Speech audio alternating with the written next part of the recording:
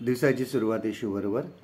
बऱ्याच वेळेस आपण कुठल्या तरी एका दुःखी मित्राकडे जातो आणि काही न बोलता आपण त्याच्याबरोबर शांत बसून राहतो. त्यावेळेस त्या ठिकाणी नुसतं त्याच्याबरोबर बसणं हे खूप महत्त्वाचं असतं. काही अशा चित्रपटामध्ये मी असे सीन बघितले की ज्या ठिकाणी काही दुःख आहे आणि त्या ठिकाणी जाऊन तो मित्र किंवा कोणी पण आपल्या प्रियजनांबरोबर नुसते हातात हात घालून बसले आहे. कोणी एकमेकाबरोबर काही बोलत नाही, कुठलाही शब्द बोलत नाही, परंतु हात पकडून नुसते बसून आहे. आणि कधीकधी मी काही आत्मचरित्र वाटतो जे प्रसिद्ध लोक होऊन गेले.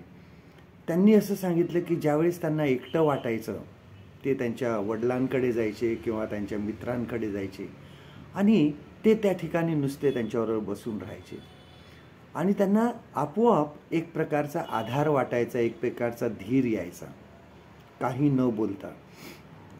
आपण ज्यावेळेस योबाच्या पुस्तकात वाचतो त्यावेळेस बघा, योब 2 अध्याय आहे, जॉब चॅप्टर 2. योबाचे मित्र त्याच्या दुःखामध्ये सहभागी झाले. ते 7 दिवस व 7 रात्र त्याच्याबरोबर काही न बोलता बसून होते, कारण त्यांनी समजून घेतलं होतं की ह्याचं दुःख खूप मोठं आहे. त्यांना समजलं होतं की ह्या दुःखामध्ये न बोलणं किती चांगलं आहे. बोलू नये आपण, पण त्याच्याबरोबर नुसतं बसणं हे खूप महत्त्वाचं आहे. आणि त्यावेळेस ते सर्वजण एवढ्या दिवस शांत फक्त त्याच्याबरोबर बसून होते. परंतु नंतर आपण बघतो की ज्यावेळेस त्यांनी तोंड उघडलं त्यावेळेस योबाला त्यांनी चुकीचा सल्ला दिला.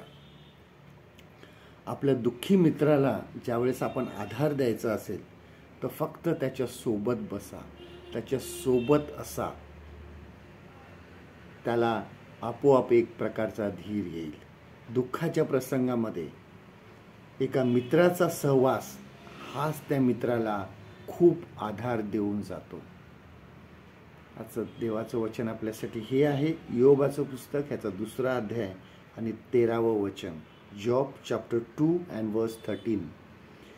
त्याचे दुःख भारी आहे असे पाहून कोणी त्याच्याशी एकही शब्द बोलला नाही. परमेश्वर करो आजचा दिवस तुमचा आशीर्वादित करो.